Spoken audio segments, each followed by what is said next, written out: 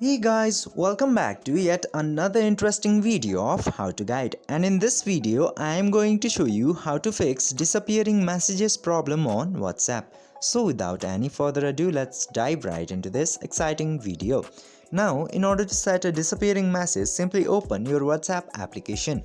And after that, simply open the inbox where you want to set the disappearing message and click to this three dots, and after clicking into three dots you will get this disappearing messages option, and into here you just simply have to select the timer for the message to disappear.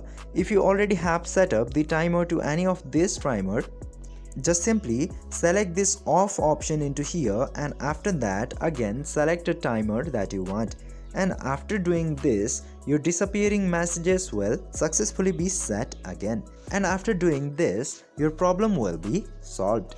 I hope this video was helpful for you. If yes, don't forget to like, share and subscribe to the channel to never miss another update.